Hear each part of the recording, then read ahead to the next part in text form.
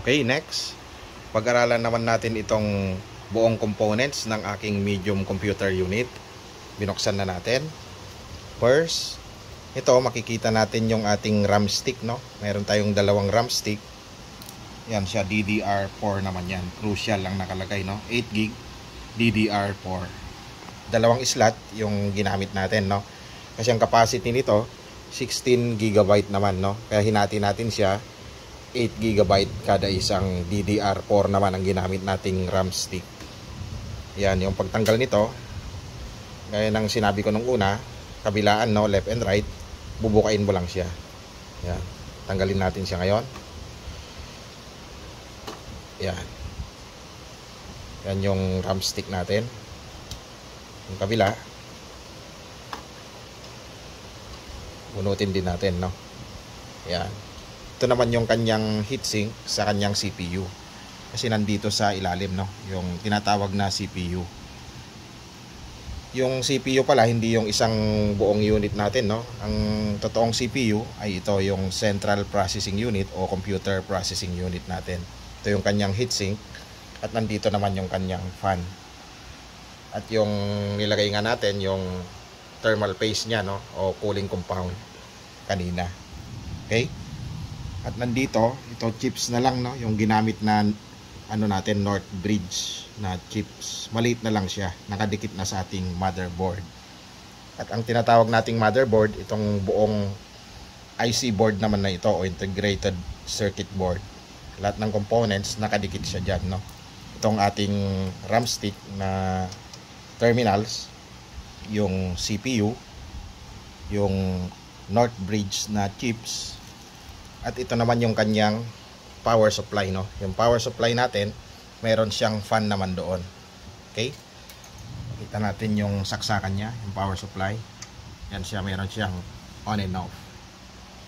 At ito yung kanyang CD-ROM naman, no. At nasa ilalim yung tinatawag natin na disk drive, no. At naka-connect naman siya dito. Ito yung wire niya. Itong blue tsaka red. Ito yung wire ng ating CD-ROM at saka yung disk drive. At nandun yung ating CMOS battery nakakabit sa ating motherboard. Okay, yan yung kabuuan ng ating isang complete set ng ating computer unit. Ito babaklasin natin, no. Papakita natin yung ano, yung CPU natin. Gaya ng ginawa natin kanina dun sa maliit, no, yung mini na ano natin. Pull out natin to. Ito yung plastic nya. At yan, makikita nyo na, no, yung heatsink nya. Meron din siyang 4 na tornilyo o screws, no. Bubunutin natin siya. Yung heatsink, aluminum heatsink nya.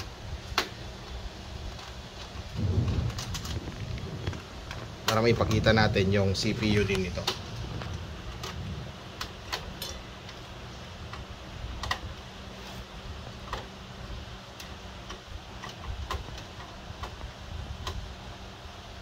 Okay, bunutin natin. Meron pa isa nakakabit.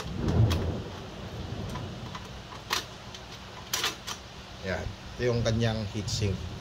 Ito naman yung likod ng ating CPU, no? Yung heatsink nya. Yan yung nilinis natin kanina. At ito yung kanyang CPU. Ito naman siya.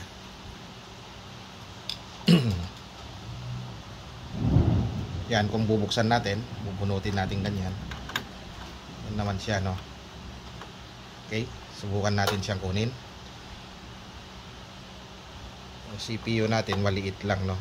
Pero mahal to. Mahal ang presyo nito, nakadepende sa kanyang specs. Ang specs naman nito ay i7 siya. Yan yung CPU na tinatawag. At yun naman yung kanyang mga terminals, no, yung maliliit na yon dito. At ipakita natin yung likod nito, no. Yan naman yung likod niyan. Okay? Dami niyang terminals at mga electronic parts, no. Ito, ang pagkabit naman nito, makikita ninyo yung tamang orientation. Mayroon naman siyang gatla, no. Itong gatla na ito, pakita natin.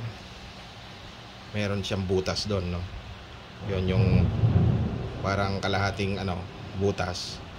Yun naman makikita nyo rin dito kung saan siya tutugma sa kanyang gatla, kasi hindi siya papasok kung mali yung orientation naman nito. Okay, yan yung nilalagyan ng thermal paste o yung cooling compound, no, para hindi siya mag overheat, dahil ito yung umiinit kaya nakatutok yung fan naman natin dito. Yan. Okay, balik natin.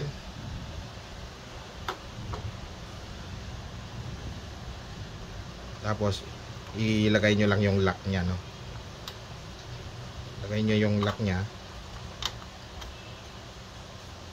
clip nyo lang dito sa gilid. Okay, yan, pabalik na siya. Dapat naka-align siya, no. Ayan. Anong tissue, tinapon ko meron. Ito naman, subukan nating linisin para makita natin yung specs naman nito.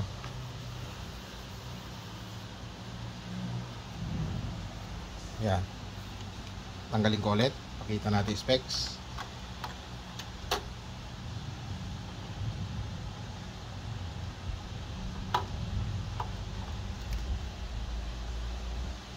Yan naman yung specs nito.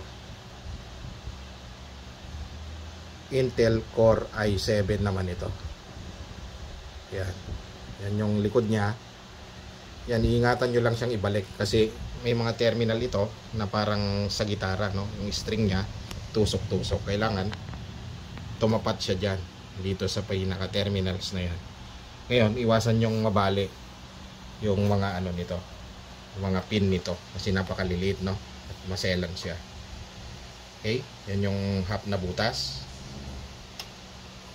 Yan yung patatamaan nyo doon para maglapat siya. Okay, yan, alignment. Titingnan nyo maigi yung alignment nito. Tapos balik natin.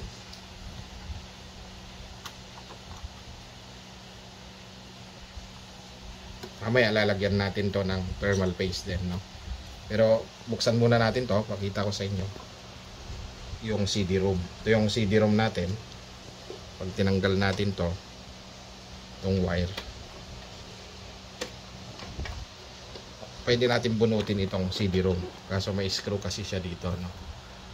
Ito yung pinaka CD-ROM natin. At dito naman nakalagay yung ating disk, no? Ito siya, tinanggal ko siya. Yan, tapos nakasaksak dito. Okay, at ito yung ating power supply. Yan, napakalit lang ng power supply natin.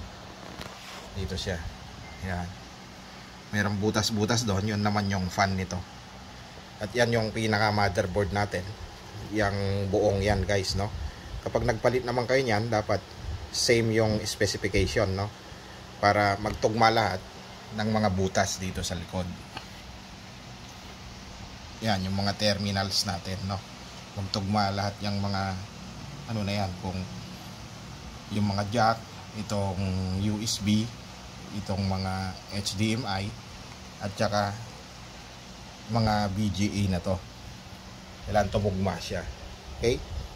At kung hindi naman, kung hindi kayo makahanap na ng mga ganitong motherboard, ipapacheck nyo lang siya yung compatible type. At saka compatible din yung kanyang specification. Yan yung kabuuang unit naman natin at mga kailangan para tumakbo yung ating computer unit. Okay, pakita natin kung paano natin siya lagyan ng ng thermal paste. Itong ating CPU o computer processing unit o yung tinatawag na central processing unit ng ating computer. Pero bago yon, ipapakita muna natin itong ulitin natin itong paglagay ng RAM stick. Yung RAM stick natin, yan yung random access memory. Paano natin ilagay? Ito yung release nya.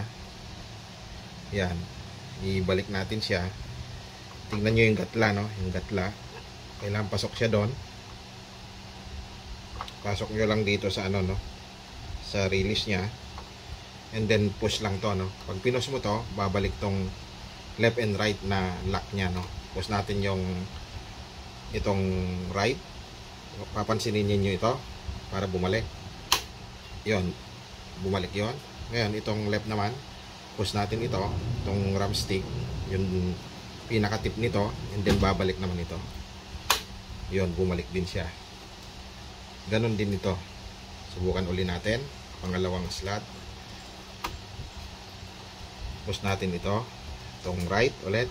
Pansinin nyo yung right na lock. Bumalik siya. Push natin din dito. Sa left. Bumalik din siya. Pag tinanggal natin, same ito. Bubukayin natin left and right. Ganon din dito. Left and right. Makukuha na natin yung ram stick natin.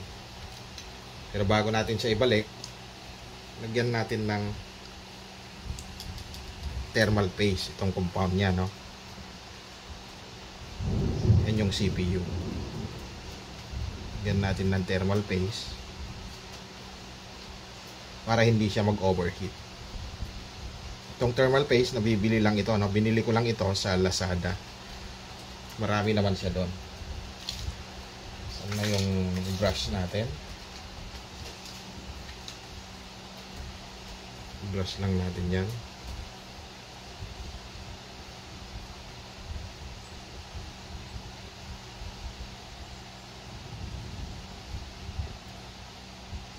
At ganon din dito, no? Itong aluminum sink nya, itong heat sink, lagyan din natin ng konti bago natin siya ibalik.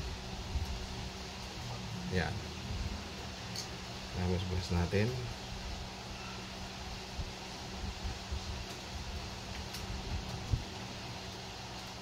Yan.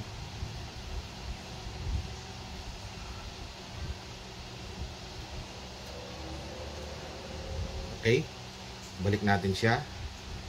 4 na screws. Patamaan lang natin siya.